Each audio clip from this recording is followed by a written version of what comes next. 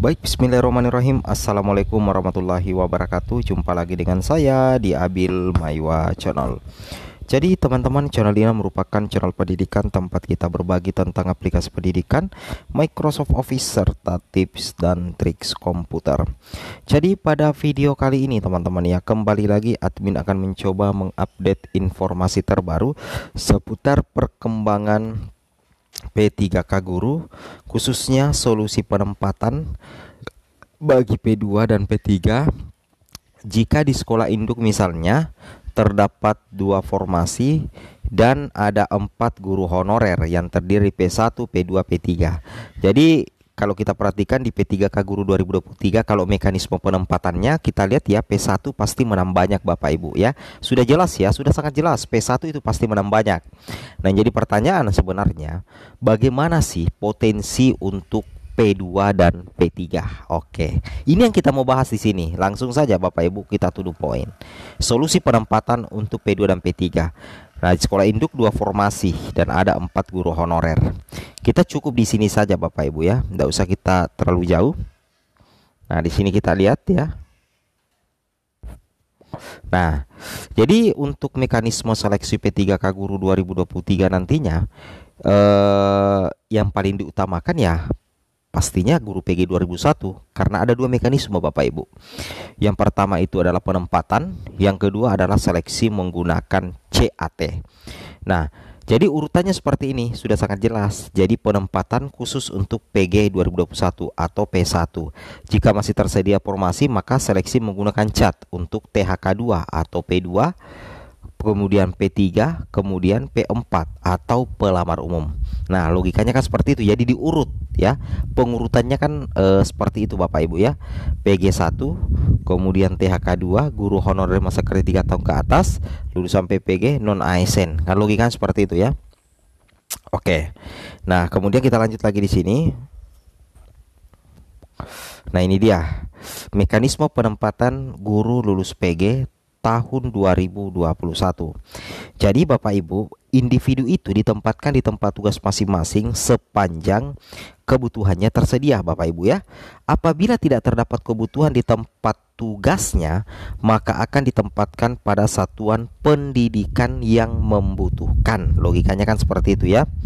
Nah, yang ketiga, prioritas penempatan dilakukan berdasarkan urutan kategori pelamar, mulai dari THK2, kemudian guru honorer negeri, kemudian lulusan PPG, kemudian yang keempat adalah guru honorer swasta. Nah, logikanya kan seperti itu ya. Jadi misalkan keempat kategori ini ternyata ada yang sama-sama kuat secara urutan kategori prioritas, maka nantinya penentuan yang mendapatkan peringkat 1 perankingan itu berdasarkan nilai, yang tentunya nilai itu yang diperoleh pada hasil seleksi tahun 2021 yang lalu. Nah, teknis, manajerial sosiokultural, wawancara, dan usia itu yang jadi pertimbangan Bapak Ibu. Nah, kemudian untuk mekanisme menggunakan seleksi CAT nantinya itu akan diikuti oleh 4 kategori ini. THK2 dengan guru honorer negeri yang dikenal dengan istilah P2 dan P3. Nah, setelah itu pelamar umum atau dikenal dengan P4. Namun untuk tes CAT P2 dan P3 hanya menggunakan pengembangan diri. Soalnya itu adalah pengembangan diri soal observasi atau tupoksi sebagai seorang guru. Logikanya seperti itu. Nah, misalkan Bapak Ibu ya, dalam sekolah induk itu ada 2 formasi ya, ada 2 formasi, kemudian ada 4 guru honorernya, guru induk. Nah, siapakah yang akan mengisi formasi tersebut? Wow, ini seru sekali teman-teman ya kalau kita bahas lebih detail. Di seleksi P3K Guru 2023 kita sudah bisa menebak alurnya ya, karena kita berdasarkan file ini, file mekanisme seleksi P3K Guru 2023. Jadi misalkan ada 4 guru honorer ya, taruhlah seperti ini, P1, P2, P3, P3. Jadi ceritanya di sekolah mawar ini ada 4 guru honorer induk yang masing-masing statusnya adalah satu orang P1, satu orang P2, dua orang adalah berstatus P3. Sedangkan formasi yang diperebutkan cuma 2.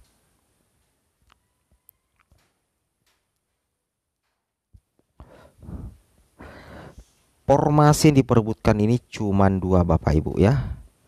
Nah, jadi secara otomatis satu formasi ini akan diisi oleh P1 ya. Kemudian satu formasi lainnya akan diisi oleh P2. Kenapa bisa seperti itu? Karena karena kalau dilihat dari urutan prioritas maka yang tertinggi adalah P1, P2, kemudian P3 atau guru lulus PG, kemudian THK2 atau X kategori 2, kemudian guru honor negeri masa kerja 3 tahun ke atas. Sedangkan ini yang P3 2 orang akan dicarikan penempatan di sekolah lain yang masih kebutuhan gurunya tinggi. Logika seperti itu ya. Tapi bagaimana kalau misalkan dua-duanya ini adalah P1? Kalau dua-duanya P1, maka akan dilihat status prioritasnya. Ternyata status prioritasnya ini adalah sama-sama THK2 ya, sama-sama THK2. Kalau sama-sama THK2, maka akan di-ranking berdasarkan nilai seleksi P3K Guru 2021. Nah, bagaimana kalau ternyata ketiganya ini adalah semuanya adalah P3? Misalkan 4 orang ini, 4 guru induk ini adalah semuanya P3, P3, P3, P3. 4 guru ini P3 semua. Maka statusnya P3, maka status prioritasnya adalah guru honor negeri semuanya. Tidak ada THK2. Maka cara penentuan untuk mengisi 2 formasi terkuat di sini, untuk mengisi 2 formasi, maka akan diambil 2 guru status P3 di sekolah induk ini yang memiliki nilai tertinggi ya, berdasarkan hasil berdasarkan hasil tes CAT UNBK-nya. Nah, bukan observasi lagi, tapi berdasarkan tes CAT UNBK. Nah, baik itu P2, misalkan P2-nya sama-sama kuat, kalau sama-sama THK2 maka yang dilihat adalah hasil tes CAT UNBK-nya. Nah, itu nanti yang tertinggi dialah yang akan mengisi 2 formasi yang ada di masing-masing sekolah induknya ya.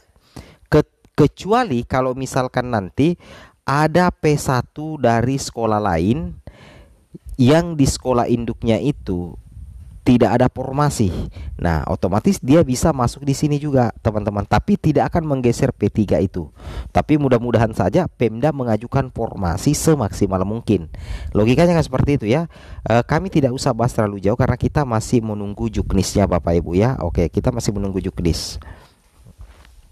Nah, di sini dikatakan karena banyak kesimpang siuran yang dibuat oleh oknum-oknum yang tidak bertanggung jawab yang hanya dengar katanya-katanya, sehingga saya dan tim FGPPNS Nusantara meluruskan bahwa guru PG yang lulus, guru passing grade yang lulus passing grade tahun 2021 tidak ada tes lagi, langsung penempatan Bapak Ibu.